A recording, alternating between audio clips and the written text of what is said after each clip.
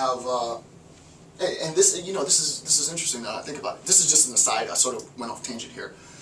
But if you think about the relationship between education and incarceration rates, right? Greater incarceration, so this would be incarceration rates of 0, and we approach N. So as incarceration rates increase and as education rates increase, I would imagine, right, and we know that correlation is no demonstration of proof, I mean, we all know that, right? But it would have to be an inverse relationship, right? As the education of individuals decreases, as they have less education, right? I would imagine that the propensity is that the rates of incarceration are likely to increase. I'm not saying that it's a one-to-one overlay, but I would imagine, just sort of grossly speaking, that it looks something like that, right? As education this is what Al-Farabi's saying, in a sense, right? As education decreases, incarceration rates increases, right? The use of force has to increase. Why? Because we can't implement reason to rationally deliberate with the individual so that they act in a just manner. And we know, obviously, that Al-Farabi is talking about the just regime, the just society, the just ruler, not the tyrannical ruler, not in this section. So that the idea is there is a correlation between education and the use of force, or education and the, in a contemporary society, incarceration rates. This is actually making me think about some stuff, but and the relationship between education and the incarceration rates, and the general account would be that as education decreases, the level of education decreases, incarceration rates increase, and vice versa is the same, right? The reverse is the same, the antithesis is the same, not the antithesis, but the opposite is the same. As, generally speaking, as incarceration rates decrease, education rates increase, right? So that's the idea, right? You have a type of educator that appeals via reason and logic to the mind, the rational mind of receptive members of the community. You have the type of educator that recognizes that those appeals won't work on another segment of the community, and thus realizes in almost like a practice of habituation that we're going to bend and force this segment of the population to yield to the will of the state by means of compulsion and force. And this is, I can't think of a better way to end this section on Al-Farabi, because he says it himself, right? You don't have to take my word for it. The application and the interpretation to a 21st century analysis is wholly mine, but the origin of that interpretation is rooted in Al-Farabi, and I think I'm doing him service, right? And it definitely applies. The urban community, some would argue, I don't necessarily believe this, I'm just putting this stuff out there.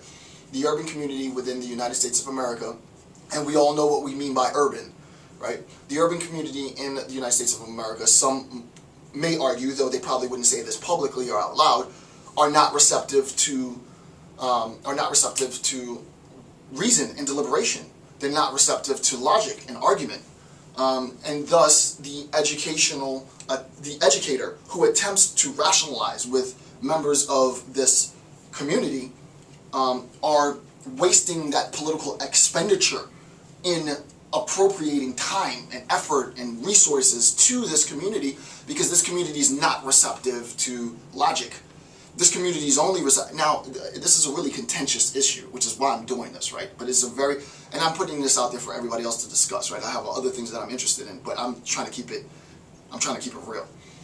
This community is not receptive to logic and education, and thus we have a whole other segment of our quote-unquote political education that through compulsion, forces members of this community into conformity.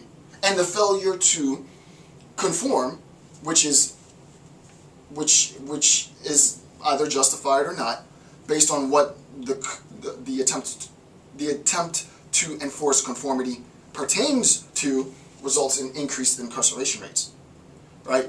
So, just one last thing and then I'll move on, because to be fair, I've already done a lecture series which discusses educational opportunity in terms of sort of a cross-analysis, a hybridized analysis between Jonathan Kozol and Galtung.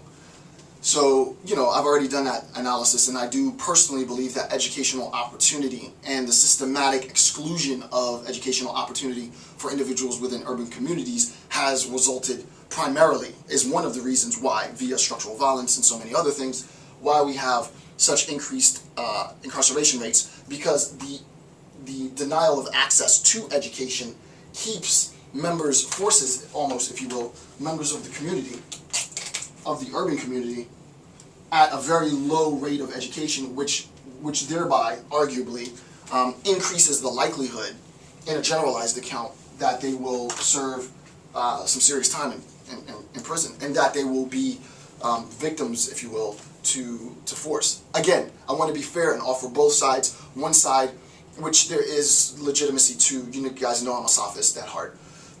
One argument is that there is a propensity to to undermine the value of education within the urban community, and that's absolutely true. As someone from the urban community, I know, I experienced it, right? You don't want to be the nerdy kid because it's not the cool thing to be, right? So insofar as the community itself devalues education, the community itself has the propensity to elicit the type of education, as Al-Farabi would say, that facilitates compulsion and force.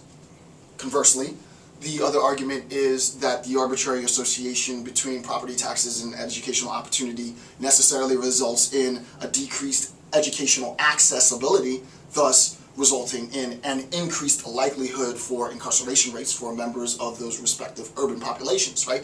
That's the point. So, again, all of this applies directly, really, to Al-Farabi, and I just think, really good scholarship is timeless scholarship, right? I did just one last point, and then I'll move on, but I just did the supertemporality discourse in Heidegger's discussion of the aesthetics, I think right before this series, maybe, yeah, it was right before this one. So, Heidegger, just real quick, if you're watching both series, which I doubt anybody is, but the idea, and I actually probably shouldn't bring this up because it's way too advanced, because it's outside, but Heidegger introduces the idea of supertemporality, which is sort of independent to time, atemporal, and I really think that good scholarship becomes atemporal, right? The events that led Al-Farabi within his society, which is an Oriental, if you will, or in sort of Said's discourse, right, is an Oriental or Eastern culture, applies to a Western culture, hundreds and hundreds and hundreds of years later, right? His analysis is so precise, his political discourse is so on point, I would argue, that his analysis in the types of educators and the types of education, education, we call it street education, right? It's street knowledge, that's what we call it. And street knowledge tells you if you don't play by the rules, you're going to end up dead, force, or you're going to end up in jail, force, right? Compulsion. So I'll end on that. So the next, top of page 8, two kinds of educators. This is a direct quote, remember, not from Al-Farabi directly, but from the author of the secondary discourse.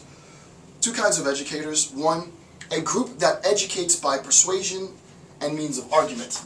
Two types of educators, right? So type 1, a group that educates by persuasion and by means of argument. And 2, a warlike group to compel to obey the laws by force. Right? So that this group, the second type, becomes the warlike.